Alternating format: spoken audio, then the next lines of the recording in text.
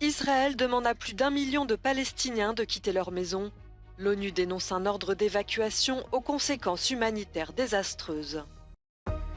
La France, l'Allemagne et l'Autriche évacuent leurs ressortissants d'Israël. D'autres pays commencent aujourd'hui. La plupart des grandes compagnies aériennes ont suspendu leurs liaisons. Un professeur a été tué ce matin dans une attaque au couteau dans un lycée d'Arras, dans le nord de la France. 2 personnes sont grièvement blessées. D'après la police, l'assaillant a crié « Allah Akbar ». Le ministre de l'Intérieur Gérald Darmanin signale que l'auteur des faits a été interpellé par la police. L'Élysée, de son côté, informe que le président Emmanuel Macron va se rendre sur place. Après une nouvelle nuit de bombardements intenses, l'armée israélienne demande aux civils du nord de la bande de Gaza de fuir vers le sud. Elle précise essayer de donner du temps aux Palestiniens pour le faire. Plus d'1 million d'habitants sont concernés par cet ordre d'évacuation. Cette annonce de Tsahal témoigne pour beaucoup d'analystes de l'imminence d'une opération terrestre à Gaza. L'ONU dénonce une évacuation impossible sans provoquer des conséquences humanitaires dévastatrices. There is no safe place in Gaza. There is no 1 million centimeter in Gaza where people can feel secure. You know, Gaza is all exposed, and Gaza, as I said earlier, been lacking the infrastructure, you know, for the basic provision. De son côté, le Hamas appelle les Gazaouis à ne pas répondre à l'ordre d'évacuation israélien.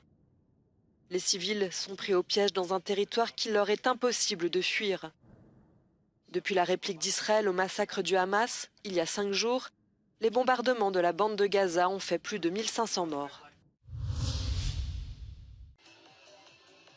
Le festival de musique Supernova était présenté comme un voyage d'unité et d'amour. Mais il a eu le malheur de se trouver sur la route du Hamas quand le groupe terroriste palestinien a lancé son offensive massive contre Israël samedi matin. Ce qui devait être une grande fête de la vie s'est transformé en cauchemar. And around 6 a.m. we heard the missiles over our heads. We were pretty scared. We didn't know what was happening, and we knew that we were pretty close to the Gaza Strip. We heard the Iron Dome intercepting them. They shut down the music and told everyone to leave the festival. Après avoir tenté de fuir en voiture dans 2 directions différentes, Omri a décidé de s'enterrer vivant. I saw this spot. I thought it's a logical place to hide, and I started digging a hole, and I tried to dig as deep as a hole as I could. I heard the screaming in Arabic, screaming and shooting, and about 10 minutes after that, I heard the sound of leaves breaking under someone's boot and the sound of a hand moving the branches closest to me. And I was sure I was about to be shot in the head. I closed my eyes. I thanked my family for the amazing life I had. It was a complete chaos and complete mayhem. There were bodies everywhere, bodies with bullets, bodies with knives inside of them, burned bodies, cars filled with bullet holes. What ensued was a fierce response by Israel. Your country has been bombing Gaza, vowing revenge. Do you feel compassion? Are you at all worried about the civilians stuck in Gaza? And how do the pictures of Gaza being leveled to the ground, how do they make you feel? I'm sad for every civilian that got caught in the situation from both sides, but I think it's important to understand they went on the offensive. If they decide, they control Gaza. They are the government in Gaza. They are the leadership in Gaza. And if they decided on their initiative to infiltrate the land of Israel and kill innocent civilians, they should expect a very, very heavy and severe retaliation. And in my opinion, the blood of their citizens is on their hands. Tension between communities is running higher and higher in the divided city of Jerusalem this Thursday night. 2 Palestinian men were killed after shooting incidents with the police in front of a police station just outside the old city of Jerusalem, and 6 police officers were injured, one of them in critical condition. And it's the second such incident this week. On Tuesday, 2 other Palestinian men were killed by the police after throwing rocks and fireworks at them. So there is a lot of anxiety amongst the population in Jerusalem, and actually the streets are unusually quiet. You can hardly see any cars driving around, and people are very much staying at home. And now there is a lot of fear as what could happen over the weekend. It is a prayer day for the Muslims on Friday and Shabbat for the Jews on Saturday. And it will be the first, religious celebrations since the first attacks occurred. So nobody knows what might happen, but in any case, security is at a maximum level in the capital. I'm Valerie Goria in Jerusalem for Euronews. La France, l'Autriche et l'Allemagne ont commencé ce jeudi à rapatrier leurs ressortissants d'Israël avec des vols spéciaux. La plupart des compagnies aériennes ont suspendu les lignes régulières depuis l'attaque du Hamas il y a 6 jours. Parmi les passagers qui débarquent en Europe, des binationaux, des touristes et des travailleurs. Die letzten Tage, also es war schon stressig, weil man sieht die ganze Zeit über die Warn-Apps, wo die Raketen ankommen, ob Drohnen kommen, ob irgendwie Terrorist-Infiltration gerade stattfindet. Und es ist schon stressig, auch wenn du nicht selber direkt betroffen bist. Hin und wieder bist es, aber du siehst halt einfach, was gerade im Land abgeht und es ist unschön. En France, 2 membres du gouvernement ont accueilli les rapatriés à la sortie de l'avion. Il y aura des vols du même genre tous les jours jusqu'à dimanche, a assuré la ministre des Affaires étrangères, Catherine Colonna. La Pologne et la Lituanie ont déjà évacué leurs ressortissants. Les États-Unis commencent la même opération aujourd'hui. L'OTAN met en garde face au risque de voir des pays hostiles comme l'Iran ou des groupes armés comme le Hezbollah profiter du conflit entre le Hamas et Israël. La situation au Proche-Orient était à l'ordre du jour de la réunion mercredi et jeudi à Bruxelles des ministres de la Défense de l'Alliance. Les alliés ne sont pas directement impliqués, mais les États-Unis ont tout de même renforcé leur présence militaire dans la région. Le ministre israélien de la Défense a participé en visioconférence à cette rencontre.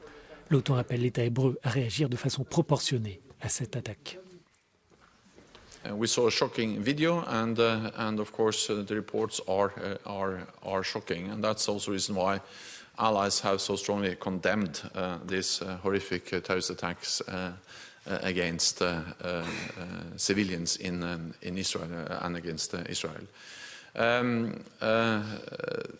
As this conflict evolves, it is important to protect civilians, and this was also clearly expressed by allies. There are rules of war, there are the request for proportionality, and this was highlighted by many allies.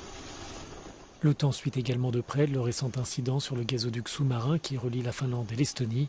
Le secrétaire général assure que l'Alliance réagira de façon déterminée s'il s'agit d'un sabotage délibéré. It is obvious that gas pipelines, power cables, internet cables, these types of undersea infrastructure are of critical importance for our societies. So this has been an issue which has been high on the NATO agenda, part of our efforts related to resilience for many years, and many things have been done to protect this critical infrastructure. La présence surprise mercredi du président ukrainien Volodymyr Zelensky a porté ses fruits. Les États-Unis ont annoncé une aide militaire de 200 millions de dollars. Le groupe de contact pour la défense de l'Ukraine a promis plus de 100 millions d'euros et l'Allemagne a considérablement renforcé son soutien.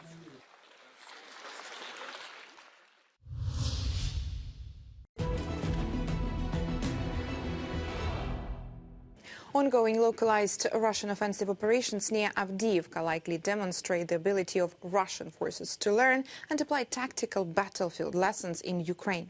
The geolocated footage from the 10th and the 11th of October shows that Russian troops advanced southwest of Avdiivka close to Severne here in this area, and also northwest of Avdiivka near Stepove and Krasnohorivka in this area. According to Russian sources, instead of employing human wave-style meat assaults, Russian forces are likely effectively employing electronic warfare systems, counter-battery artillery preparations, aerial reconnaissance and others. The Institute for the Study of War assesses that these adaptations, however, are unlikely to translate into wider operational and strategic gains for Russian forces. Geolocated footage shows that Russian gains around Avdiivka are concentrated to the southwest of Avdiivka, and Russian forces have not completed an operational encirclement and will likely struggle to do so if that is their intent. Avdiivka is also a notoriously well fortified and defended Ukrainian stronghold, which will likely complicate Russian forces' ability to closely approach or fully capture the settlement.